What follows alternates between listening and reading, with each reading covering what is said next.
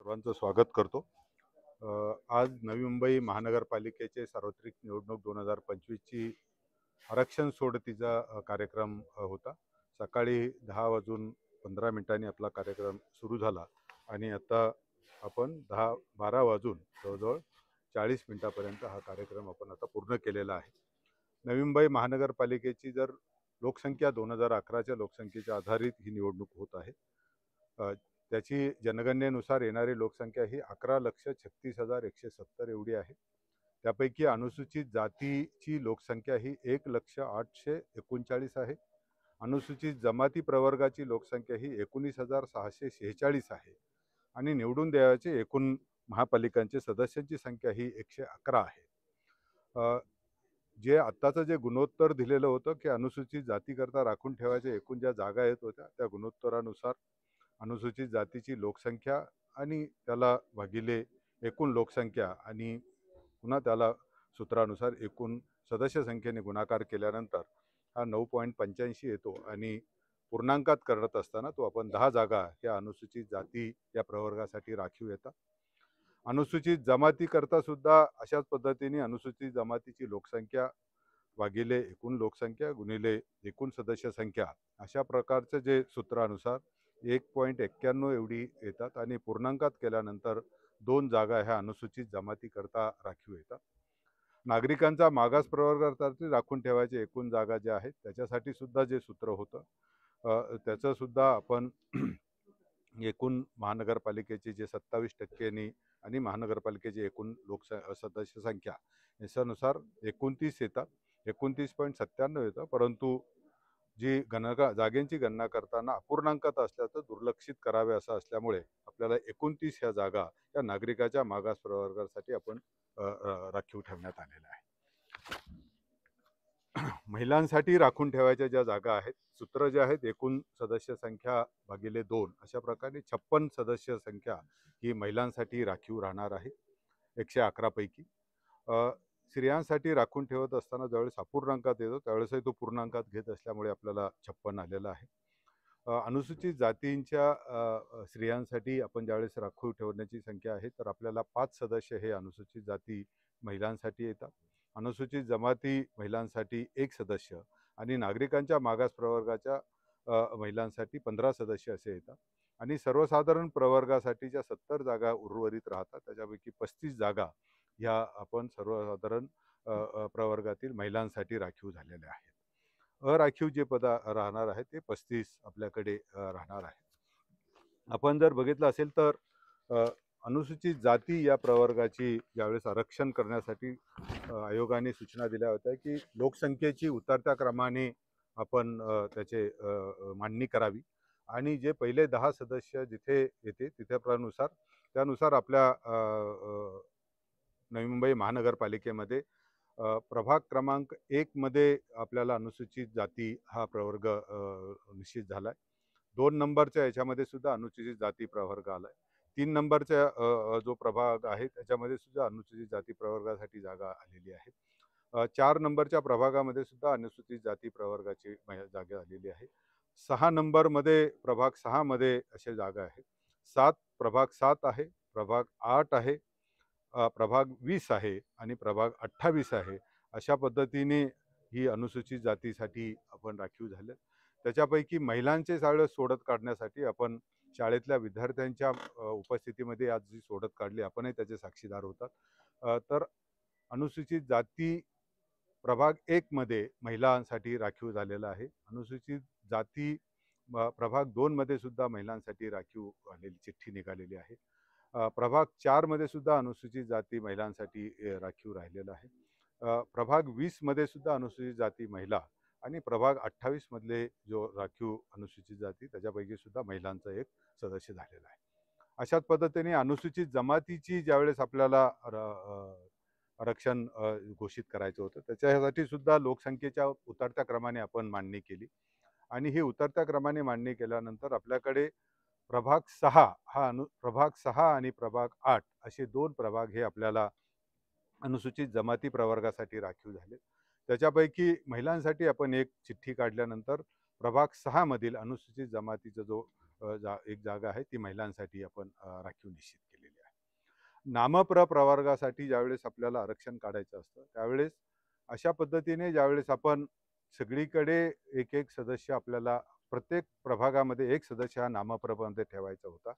त्यामुळे प्रत्येक प्रभागामध्ये 28 प्रभागामध्ये आपल्याकडे अ, हे आले नामप्र प्रवर्गाचे उमेदवार आपण डायरेक्ट नेमून दिलेले होते. त्याच्यामध्ये प्रभाग 1 मध्ये हा एक आपण होता, प्रभाग 2 मध्ये एक होता, प्रभाग 3 मध्ये एक आपल्याला नामप्र आला, प्रभाग 4 मध्ये सुद्धा एक नामप्र आला. असे 1 ते 28 मध्ये सगळीकडे एक नामप्र आला. आपल्याला 29 जागा आहे, मी अगोदर सांगितलं होतं की नामप्रसाठी राहिलेल्या होत्या. त्यामुळे आपल्याला जे काही उर्वरित 18 घटक होते त्याच्यामधून आपण एक चिठ्ठी काढली आणि त्याच्यामध्ये प्रभाग 5 मध्ये अजून एक आपल्याला नामप्र म्हणून सदस्य तिथे राखीव झालेला आहे.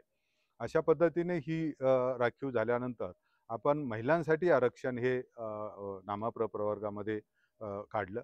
त्याच्यामध्ये सुद्धा आपल्याला अशा आयोगाचे निर्देश होते की ज्या प्रभागामध्ये अनुसूचित जाती, अनुसूचित जमाती या प्रवर्गासाठी आरक्षणामध्ये एक किंवा अधिक जागा किंवा 2 असे जिथे जिथे आरक्षण झालेलं असेल त्याच्यानुसार आपण आरक्षण घोषित करायचं.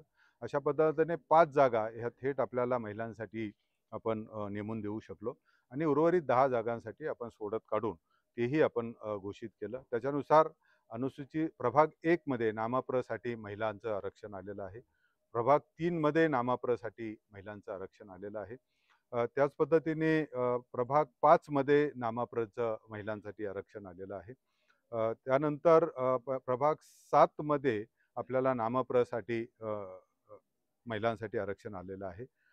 नंतर प्रभाग 8 मध्ये सुद्धा नामप्र महिलांसाठी आरक्षित झालेलं आहे. प्रभाग ज्यावेळेस आपण 11 मध्ये नामप्र महिलांसाठी आरक्षित झाला. प्रभाग 14 मध्ये सुद्धा नामप्र महिला आरक्षित झाला. प्रभाग 16 मध्ये सुद्धा नामप्र महिला एक आहे. प्रभाग 18 आहे. देन आपल्याला प्रभाग 20 आहे. त्याच्यानंतर प्रभाग 21 आहे. त्याच्यानंतर प्रभाग 22 आहे आणि प्रभाग आपल्याला 27 इथे आणि 28 अशा पद्धतीने नामप्र महिलांसाठी या जागा, अशा 15 जागा आपल्याला आरक्षण आपण निश्चित केलं. राहिलेले ज्या 70 जागा होत्या उर्वरित त्याच्यामध्ये सर्व ह्या सर्वसाधारण प्रवर्गाच्या घटकासाठी जागा राखीव असतात आणि याच्यामध्ये आयोगाच्या सूत्रानुसार ज्या प्रभागामध्ये यापूर्वीच जिथे 4 किंवा 3 जागांचे प्रभाग आहेत तिथे किमान 2 महिला असाव्यात अशा पद्धतीने आपल्याला महिलांचं आरक्षण घोषित करायचं होतं. आणि या पद्धतीने आरक्षण घोषित करत असताना आपल्याला सर्वसाधारण महिला, मी फक्त आपल्याला ज्या 35 आपण कशा निश्चित केल्या ते मी आपल्याला सांगतो. प्रभाग 2 मध्ये सर्वसाधारण महिलांसाठी राखीव झाले. प्रभाग 3 आहे, प्रभाग 4 आहे, प्रभाग 5 आहे. नंतर प्रभाग 6 मध्ये एक जागा आपल्याला आहे. प्रभाग 7 मध्ये सुद्धा आपल्याला एक जागा आलेली आहे. प्रभाग 8 मध्ये आपल्याला एक जागा आलेली आहे सर्वसाधारण महिलांसाठी. प्रभाग 9 प्रभाग मध्ये 2, प्रभाग 10 मध्ये 2, नंतर प्रभाग 11 मध्ये एक सर्वसाधारण महिला आहे. प्रभाग 12 मध्ये 2 सर्वसाधारण महिला आहेत.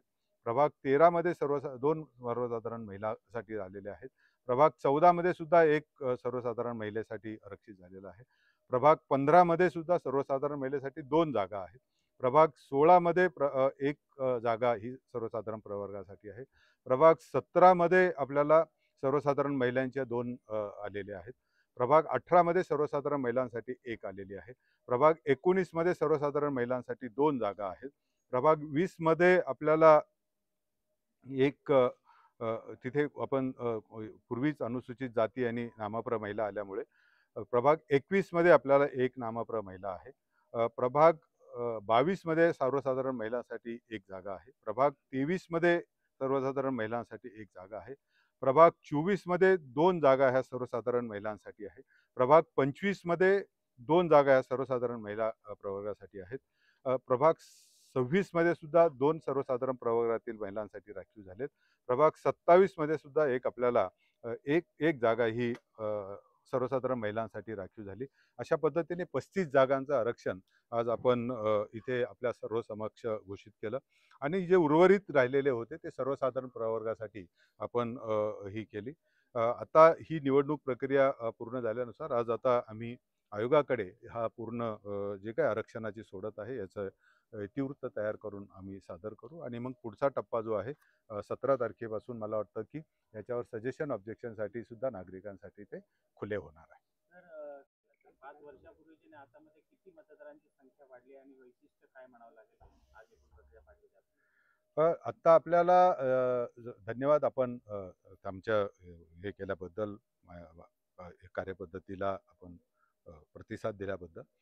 निश्चितपणे आपल्याला बघितलं पाहिजे की निवडणुका ह्या 2015मध्ये पहिल्यांदा आपल्या झाल्या होत्या आणि त्याच्यानंतर आता 2025मध्ये आपल्याकडे निवडणूक होते. 2025मध्ये जरी निवडणूक होत असेल तरी लोकसंख्याच्या आधारे जे प्रभाग रचना आहे 2011च्या लोकसंख्येनुसारच झाली. त्यामुळे सदस्य संख्या जी 2015मध्ये होती तीच आपल्याला कायम राहिलेली आहे. आता ज्यावेळेस आपण विषय घेतला त्याच्यानुसार आता 1 जुलै 2025च्या ज्या याद्या आपल्याकडे निवडणूक आयोगाने उपलब्ध करून दिलेल्या आहेत त्याच्यानुसार प्रभागनिहाय जी आलेली लोकसंख्येनुसार आपण प्रभागनिहाय मतदार याद्यांचं विभाजन केलेलं आहे आणि त्याच्यामध्ये मोठ्या आता जो काही आहे तर ती सुद्धा मतदार याद्या आपण प्रभाग न्याय जेवढे मतदार येतात ते आपण ते वेगळ्याने स्वतंत्ररित्या घोषित करणार आहोत. तिचा आज निकाल म्हणजे आपल्या समोर झाले याचा आम्ही इतिवृत्त हे राज्य निवडणूक आयोगाकडे आयुक्त यांच्याकडे सादर करू. त्यांचे मान्यतेनंतर आपल्याला 17 तारखेपासून आपल्याला त्याच्यावर आक्षेपासाठी हरकती आणि सूचनांसाठी तो होईल आणि आपल्याला अगोदर सुद्धा जो आम्ही एक कार्यक्रम सांगितला की हा कार्यक्रम 2 डिसेंबरला आपल्याला मला वाटतं फायनल हे आरक्षण डिक्लेअर फायनल होते.